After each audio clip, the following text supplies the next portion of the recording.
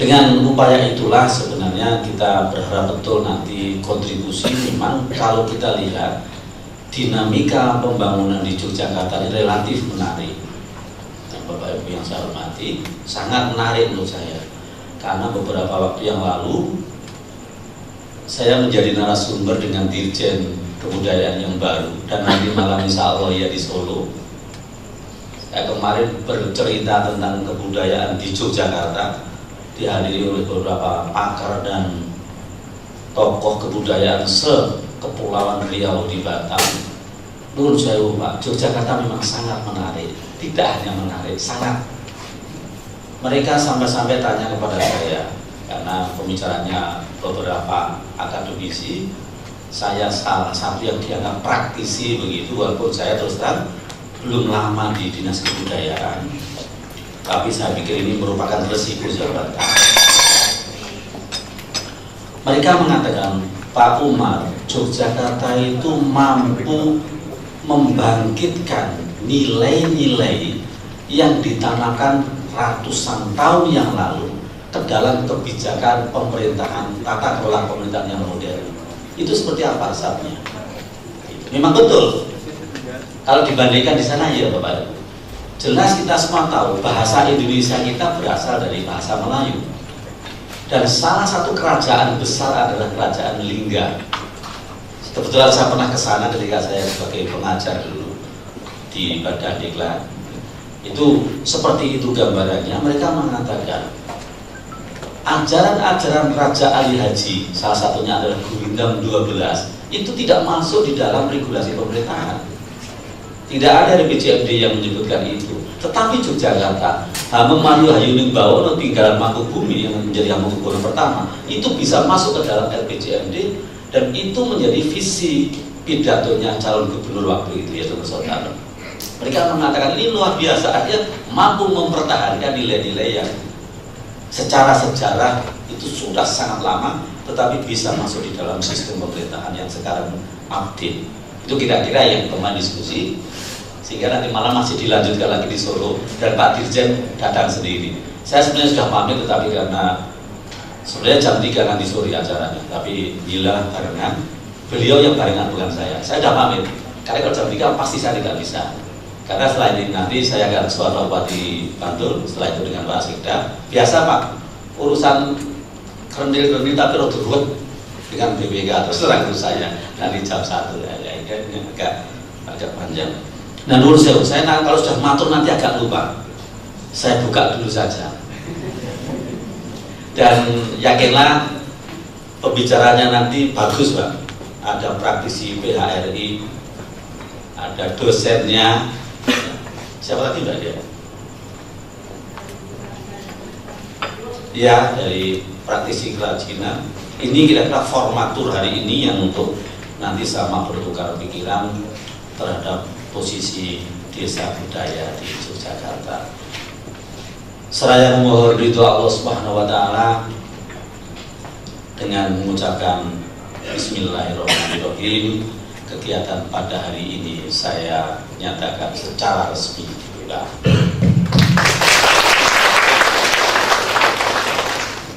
Nah sekarang lanjutannya ya Pak, karena di jadwal itu Bu ini di jadwal itu bunyinya apa? Setelah pembukaan lalu apa?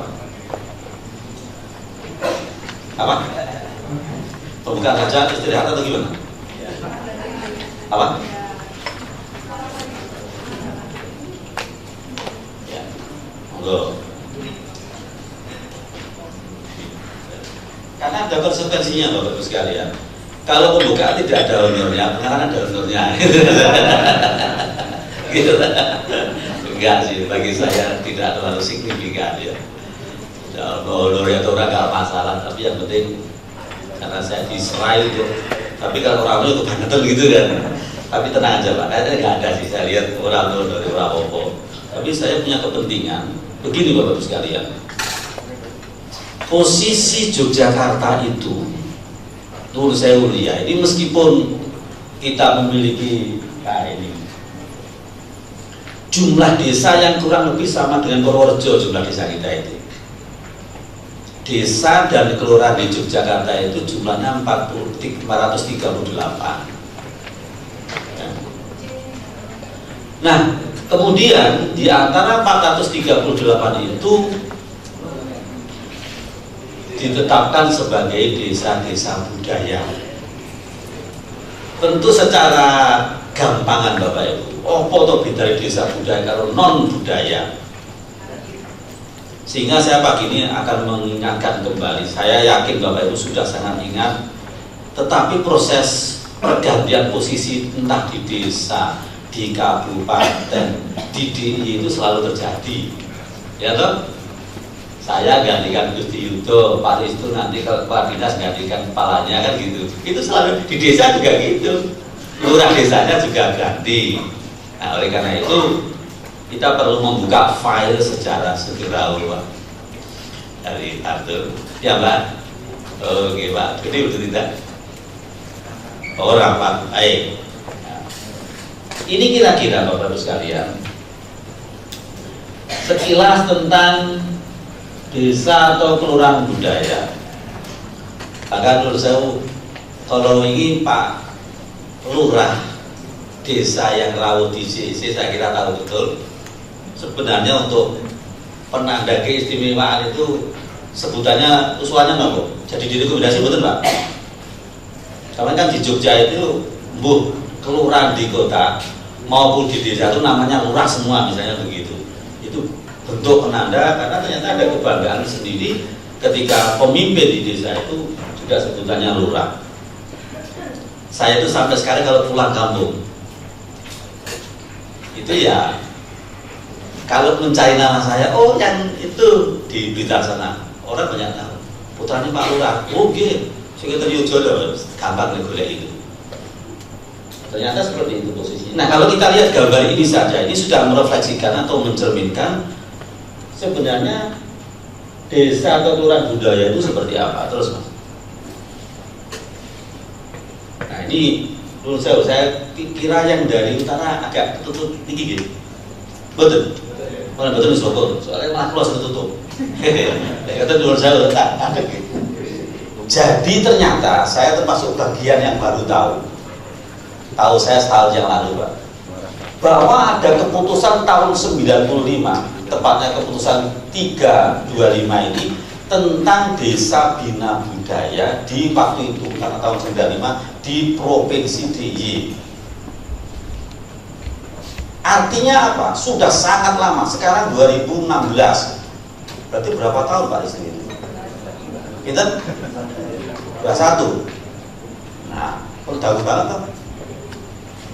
Itu sudah ada aturan main, berarti gagasannya ini pasti jauh sebelum tahun 95 tentang desa budaya itu.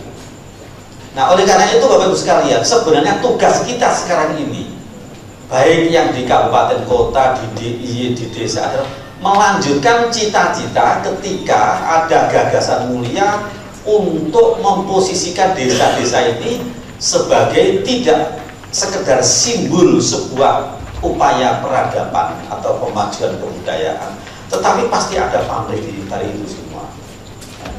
Oh, terus.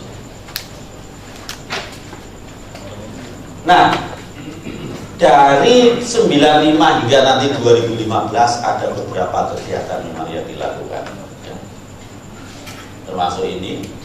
Dulu 95 pembentukan desa budaya itu ada 32.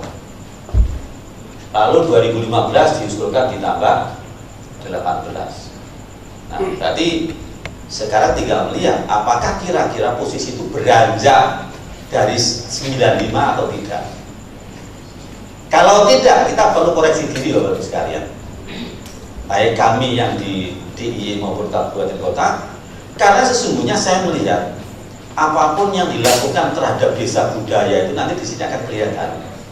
Itu merupakan bentuk kolaborasi antara DIY, kabupaten, dan desa itu sendiri. Ini termasuk banyak hal yang terkait di situ. Nah, memang secara keseluruhan, secara garis besar juga ada kegiatan-kegiatan yang relatif lama waktu itu, 95 ke 2005, Ini ada penyusunan strategi pengelolaan desa budaya menghasilkan arah kebijakan pengelolaan desa budaya. Kemudian 2006 membuat rencana tindaknya atau action plan-nya dan menghasilkan beberapa klasifikasi.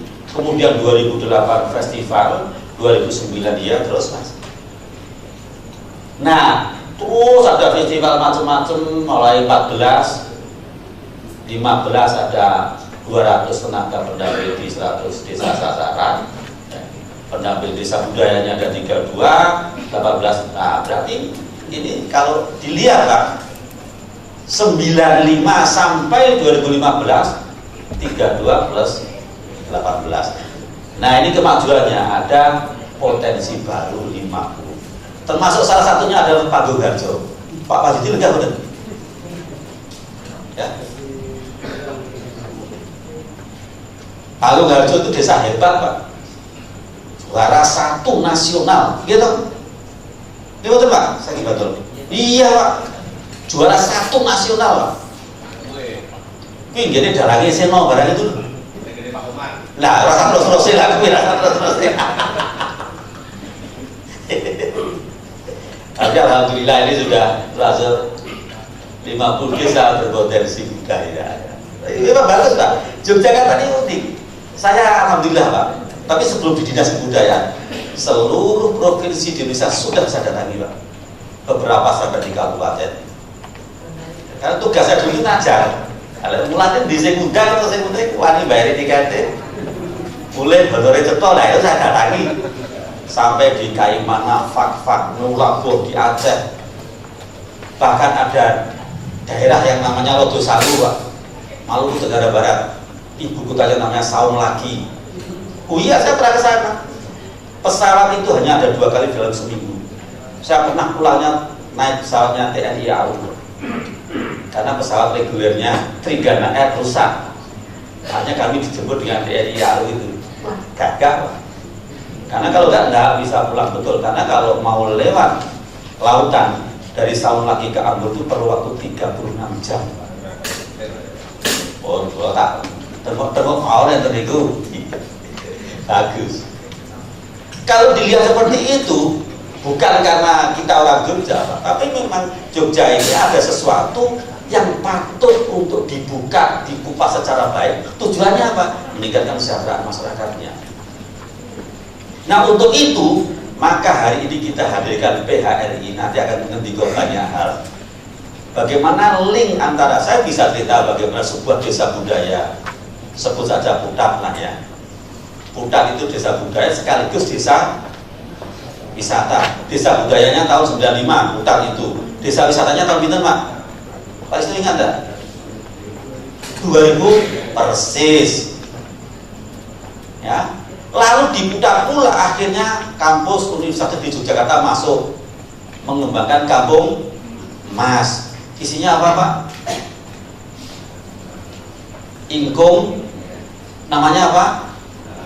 Berkah Dalem. Saya tahu Pak. Dan itu ingkung paling enak di Indonesia Pak. Saya pernah makan lapan tuh Pak, dan enak tenang. Bukan karena lapannya digugi, bukan, tapi enak betul Pak. Itu memang khas ingkung pedesaan Pak. Beda dengan rumah pohon maupun warung desa Pak. Lain Pak. Kalau belum, nanti kapan-kapan kita ada acara berdiri di sana, suguhannya pakai berkah dalem, panon tuh. Jenenge panon Pak, berkah dalem. Ya, dan enak betul. Saya itu kalau nggak sedang mau saya bawa pulang Pak. Saking enaknya, karena sulit ditemukan seperti itu. Saya langganan lodo di Hayat, Loreng Kulon itu tidak seenak Kampung Mas. Ternyata usut punya usut, yang masak siapa Pak? Betul, ibu-ibu PKK, Karang Taruna, itu ya. Nah, susahnya saya kemarin coba ke sana golek sing warungnya nggak ada Pak. Betul Pak? Saya itu dengan anak istri mantu tak jak kabeh Pak. Yuk, golek berkah dalem. Oh, nanti ya Pak. Putar. Enak tenang tuh. Sampai di sana saya sampai di sawah-sawah itu Pak. Golek ya memang tidak ada. Oh, dalam pesan dulu nah, belum pesan dulu Pak. Tapi memang enak betul. Siapa yang pernah dari sana? Kecuali Kagungan Rupak? Ada enggak? Nah, pernah. Enak betul? Colek orang kebangetan tak pindah ke dinas kebudayaan. Bukan lah, tapi memang saya jujur mengatakan. Nah, seperti itu ternyata Bapak Ibu sekalian. Ya sama kalau kita pergi ke Sermo, ya di sekitar Wadi itu ada macam-macam dan mosok duren ya usum duren yang menuju Kali Biru itu ono dawet ireng sing enak tenan Pak. Karena banyune banyu waduk. Itu kalau di marketing kan sangat bagus Pak. Wah, nanti Pak Bonia, kalau saya itu dikemas dawet asli Sermo, produksi air waduk Sermo. Wah, itu mesti wong penasaran. Ngomong apa ya banyune iki? Justru itu rada angel juga. Tapi betul Pak. Ini namanya marketing places Pak. Saya dulu belajar itu ke beberapa negara Pak. Saya terus terang mengunjungi negara itu oke. Tapi sebelum di dinas kebudayaan, di dinas kebudayaan jarang ya. Paling lu mau mesti kalau seniman tuh lelean itu yang nggak tahan itu. Bahkan kemarin ada yang nih Bapak Ibu sekalian, dengan adanya desa budaya kok nggak ada jam nyanyi ya? Saya tuh dilajarnya Katolik jam itu Mas 10 menit lagi diingatkan untuk berhenti ya, karena saya harus menyudahi ada acara jam 10 itu. Jadi beberapa aktivitas Bapak Ibu sekalian. Jadi kalau kita lihat dari ada workshop, ada surat, festival bentuk, saya itu menurut saya Pak, tapi jangan diikuti ya. Ini cara yang sangat bagus menurut saya kalau ngelanggeran itu bagian hutan ya Pak. Pendampingan itu bagus sekali Pak. Saya sudah dengan Pak Ristu ini sudah akan merencanakan nanti bertemunya mahasiswa perwakilan tentunya seluruh Indonesia akan ada acara di Ngelanggeran Pak. Ada acara di Ngelanggeran itu mahasiswa Sabang Merauke yang biasanya dulu dilakukan di kota ini. Sekarang kita pindah di pedesaan. Nah, saya akan membayangkan kalau kita nanti punya banyak desa-desa budaya yang bisa dijadikan lokus seperti itu, tentu bahasanya ada, kalau kita lihat secara ekonomi Pak, ada perbesar loh. Ya sebab ketika saya Kagungan Putra Ayu oleh mantu mahasiswa akuntansi UGM di mana yang golek, ayo satu kesempatan yang bagus kan, satu peluang ya, seperti itu bisa saja terjadi. Makanya kami mencoba menata aktivitas, terutama kalau berbicara soal kegiatan atau program di dinas kebudayaan, ya semaksimal mungkin bisa memberikan supporting pada desa-desa yang dalam tanda petik berstatus budaya. Memang ini yang menjadi tantangan kita bersama-sama Bapak Ibu sekalian ketika kita melihat urgensi desa itu ada. Karena meskipun saya hanya penerus, banyak hal dulu yang mendasari kenapa ketika tahun 95 di Yogyakarta dibentuk itu. Itu pasti saya berpositif thinking, banyak pengarep-arep, banyak alasan perlunya dibentuk desa-desa budaya di daerah istimewa Yogyakarta. Jadi kalau ibarat penerima warisan begitu, kita kan yang sekarang menerima warisan ini harus mempunyai kepiawaian atau namanya personal mastery supaya hal-hal positif yang ditinggalkan oleh generasi yang terdahulu itu kita bisa mengurimi dengan baik. Kenapa kok begitu? Itu sebenarnya prinsip-prinsip pelestarian kebudayaan. Jadi Bapak Ibu sekalian, kalau kita bicara dalam konteks pelestarian itu, maka kenapa kita sampai sekarang masih ngimpuk-ngimpuk uri-uri desa budaya? Karena pelestarian itu sesungguhnya mengandung 3 hal. Pertama, melindungi. Kedua, memanfaatkan. Dan ketiga adalah mengembangkan. Ini makna dari pelestarian aset budaya.